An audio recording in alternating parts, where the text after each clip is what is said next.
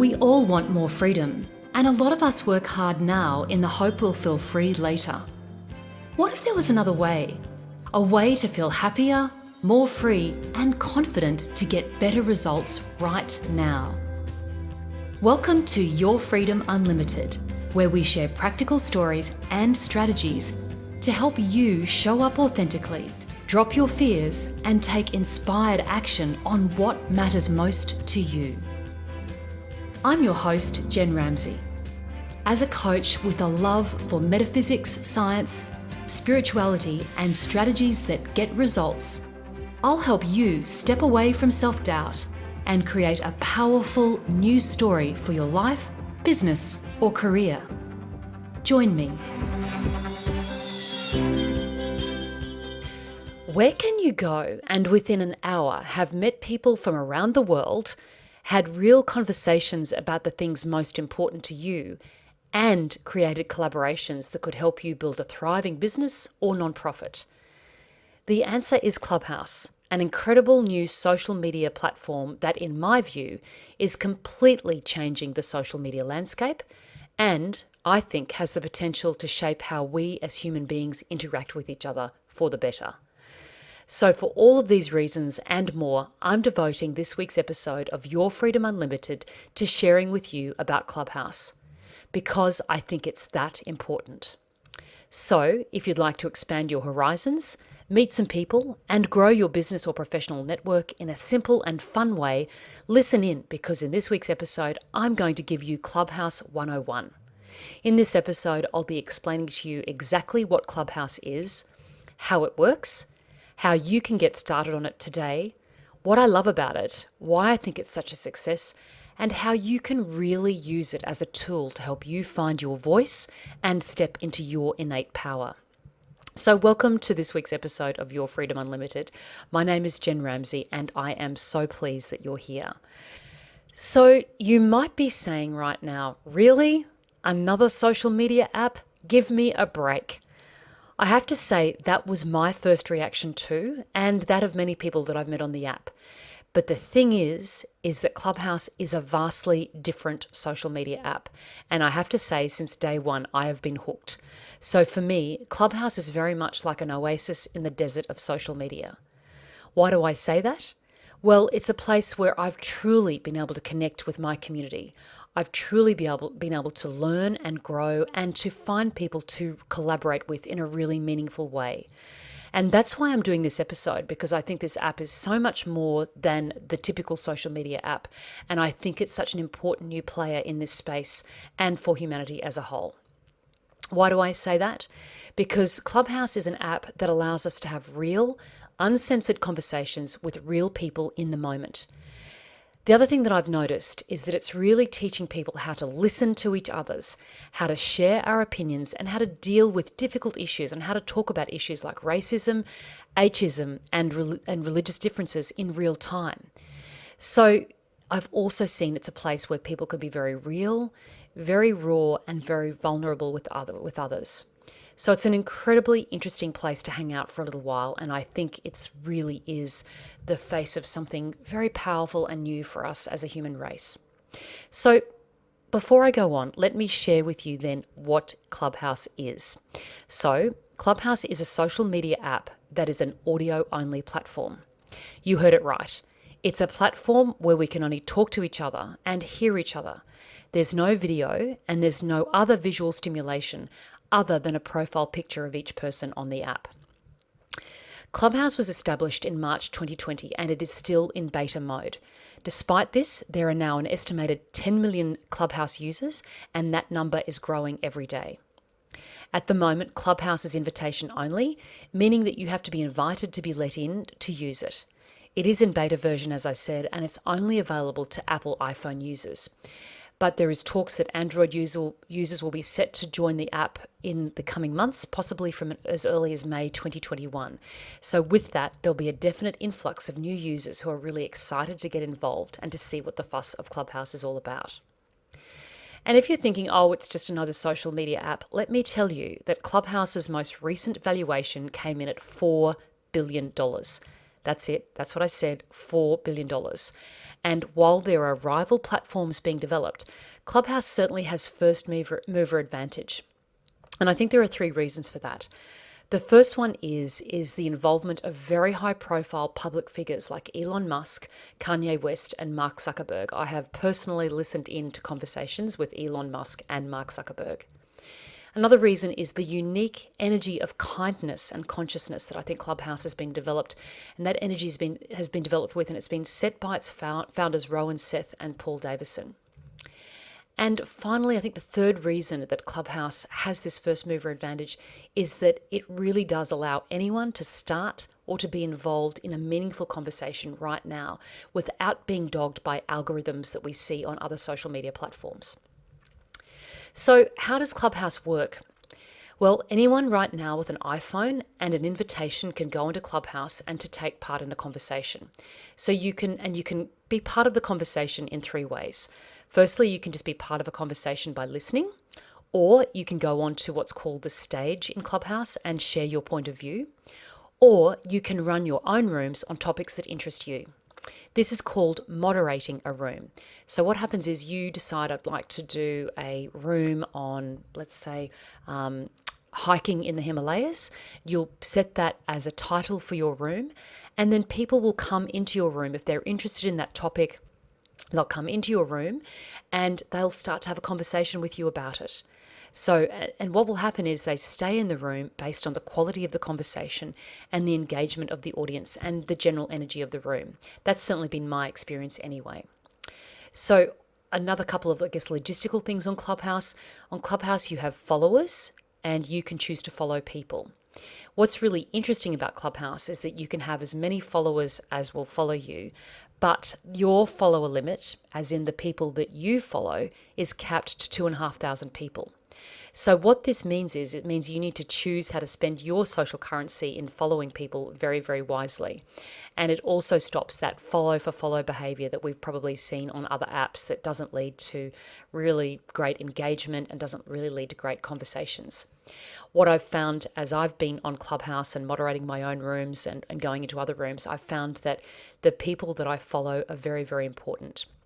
Because what happens is that the rooms that they're in and the rooms that they start appear in what is called my hallway.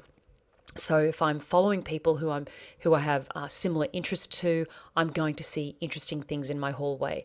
But if I follow people that we don't have similar interests, then I'm not going to see content in my hallway that's interesting to me. So what that means is that it's really important that we think about who we follow.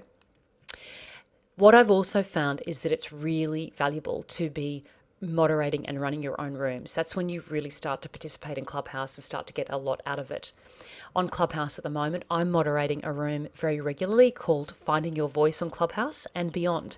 And as part of this, I'm really encouraging people to start their own rooms and to really start to participate in Clubhouse in that way. I also, in that room, talk about what could possibly be holding people back, what could be people help making people play a little small on Clubhouse. So it's always an interesting room to be a part of, and we always have great conversations. But what I've found is that is the best way to encourage people to get the best out of Clubhouse. What happens after you have been on Clubhouse for a while and you've moderated around 4 hours of rooms yourself, your profile then is then changed so that you can create a club in an area that interests you. So Clubhouse. So the Clubhouse is made up of many clubs. What happened in February was that the Clubhouse founders made a decision that anyone could start a club of their own. And so what that means is that you, after you've moderated for that 4 hours, you can then start to run your own club in an area that interests you, either professionally or personally. So this is a really great opportunity for anyone to come onto Clubhouse and to create your own tribe or your own community of interest. And what that means is that you'll be able to really create a deeper conversation with those people and expand your offering if you're on Clubhouse for business purposes. The other interesting thing is that we need to realize that when we're in a social platform with many people from all over the world gathering, there are likely to be some difficulties with some people not treating others respectfully. And as part of this, the club founders are working hard to really ensure community safety and reduce the potential for bullying and difficult things going on. It's hard though for two people or a group. Clubhouse has got a very small base of only about two founders and then about a dozen people working with them. So it's very hard for them to manage everything. But what they have done is they've set up very good community guidelines and ability for people to manage bullying and difficult behaviour. But at the end of the day, my view is that we create our own experience as in life. We do that on Clubhouse as well. So it's just about setting the right intention for the app and to really manage your own energy around it. And if you find you're in a room that you don't enjoy being in, the easiest thing you can do is to leave that room. So what I always say to people when I'm talking about using Clubhouse is at the end of the day, the quality of Clubhouse and your own experience will come down to the people that you're following and the people that the rooms that you're in. And you can easily move on from those rooms if you feel like you'd like to.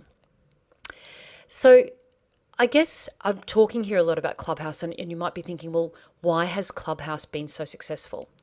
Well, I think it's been successful for a few reasons. Firstly, I think that it is really democratizing communication. There's less of an algorithm at play here. It means that anyone can get onto the app and can start a room and can start to talk about people. Can start to talk to people on the topics that they're interested in. So this creates much more of an even playing field.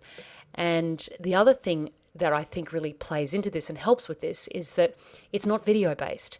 So there's no need to worry about all of the technical difficulties of creating a video, and there's no need to worry about having a good or a bad hair day. So it means that we don't need that very high level of technical capability to be able to communicate, and we all of those things that people might say to themselves of, I'm not up to doing a video today, I don't want to sit in front of a camera. That doesn't come into play because there's no camera to worry about. I have met people who have been concerned about sharing their voice and speaking on Clubhouse, but those are things that I have been coaching people on, and it is something that you can really deal with. I also think that Clubhouse has been successful because it's allowed us as a community to connect in a very difficult time of the pandemic. You know, aside from the very personal losses that I know many people have experienced in the pandemic, one of the other major issues for people has been this really significant social isolation, particularly for people living on their own or single parents living with children. So at this time, I think Clubhouse has come along really at the right time, and I think it's been incredibly successful because it's given people this opportunity to connect and communicate when they were otherwise quite lonely in their own homes. The other thing that I think makes Clubhouse so successful is that it allows us to really communicate human to human and heart to heart. It allows us as people to have meaningful two-way conversations where we can feel seen, where we can feel heard and acknowledged. And I think this is a real juxtaposition compared to our fast-paced digital world where it is so moving so quickly and there's a lot of scrolling going on and not a lot of real communication or real connection. For me, Clubhouse is a real place for connection and really it takes us almost back to that analog experience of having a conversation over the phone with people that we might have had 20 or 30 years ago before smartphones and the internet came into place. We're going back to that experience. And what I've noticed is that people just love that. People love this chance to be able to connect and communicate and to have these real conversations. And I've found in the rooms that I moderate very regularly that there are some incredible conversations where people feel very safe to share what is going on for them, some of their difficulties, some of their anxieties, and that they can be sharing, often in a space of 20 or 30 other people, but they still feel safe and still feel able to share. So what I've seen happen on Clubhouse is truly remarkable in terms of this real ability to connect. And I think that's a real reason in terms of why Clubhouse has been so successful.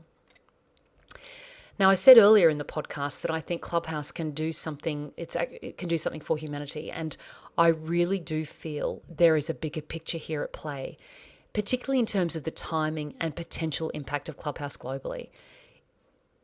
Clubhouse came to light in the pandemic when people were looking to connect, and they've now been able to really use it as a tool for this connection. So I said a little earlier that I think that Clubhouse can do something for humanity. And while that might sound like a big call, I do feel there is a bigger picture here in terms of the timing and the potential impact of Clubhouse globally. From my perspective, I see it as an opportunity for a major shift in the global landscape, culturally, socially, business, politically, at every level. I see it as an opportunity for us to really connect and for us to really see each other in a different way. And as a human race, there is this opportunity for us to really take this high level gift of Clubhouse on board and go with it. And if we do that, we will see a shift and a move to more peace and more love in our world and a greater rising of global consciousness. I really do believe that that is possible because of the conversations that I've seen and witnessed myself, but because of some of the things that some of the key players on Clubhouse are saying. I think there is this opportunity for us to really move forward in a very different way. So I'll leave that one there, but I just wanted to put that out there because I do think there is an opportunity here that we will look back in 5 years' time and say, yes, that was when things really did start to change.